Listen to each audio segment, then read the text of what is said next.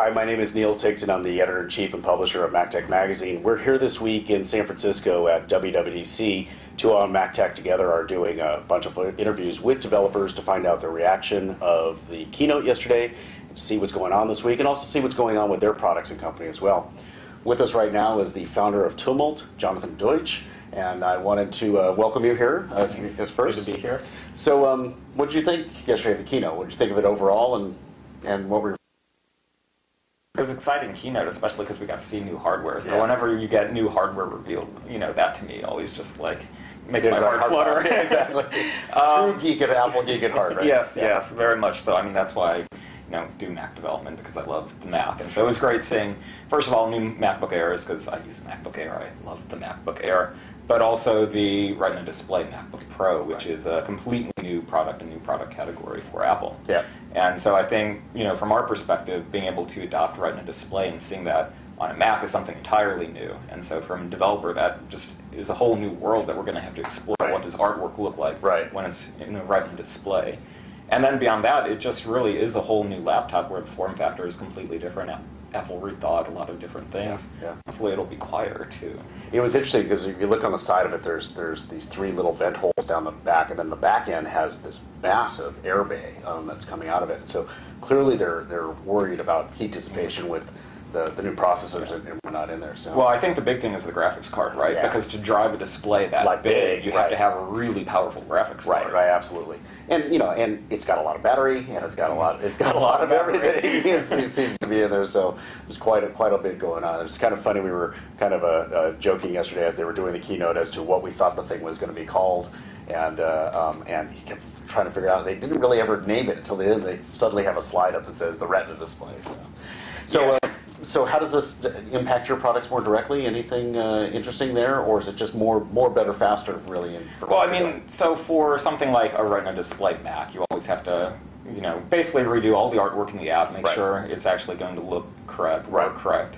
But I think the bigger thing from the keynote was actually looking at the release schedule of OSs, and Mountain Lion, where Mac OS X really has become aligned to the release schedule of iOS. That is, they're on a one-year release schedule. They may be released at different times. Right. But it seems like more or less going to be about a year out. Yeah. Yeah, which is really interesting from the perspective of, for me as a developer, our users are going to be upgrading. Right. But when you factor in that it's a year difference, you might have people on like a variety of different OSs. Usually we would support the latest OS and OS -1, but now that's only going to be 2 years worth. Right, you need to maybe think about a bigger delta overall. It's really interesting because what a lot of people, many people in the industry do realize, but a lot of people don't, is that they've kind of gone to a different kind of schedule here where you have the major releases and then you have kind of the next revision of that release. So Mountain Lion being the modification of Lion, and Snow Leopard being the modification of Leopard in there. So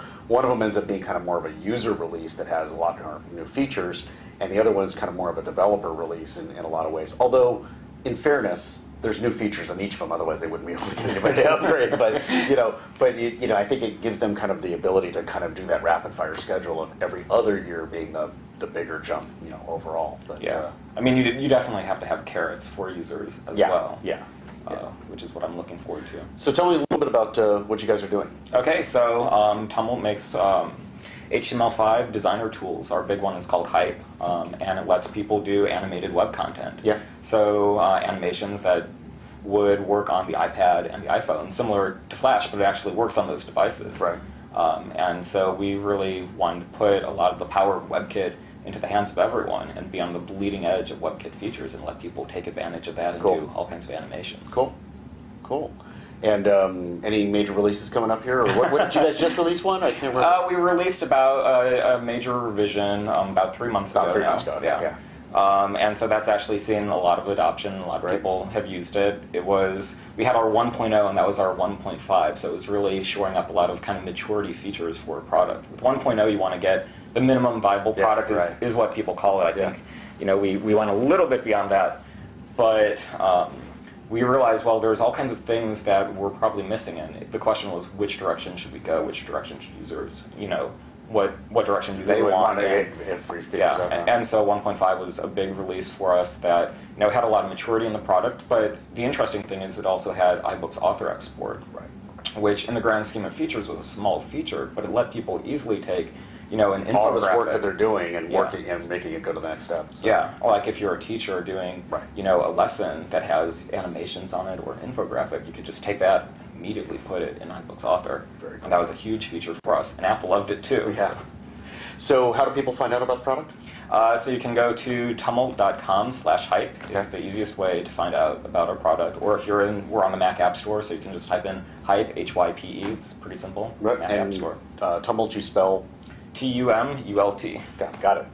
All right. Well, thanks, Jonathan, for coming by. I'm Neil Ticktin. I'm the editor-in-chief and publisher of MacTech Magazine, and we're here this week with Tua in San Francisco doing interviews with developers, and hope you enjoy them.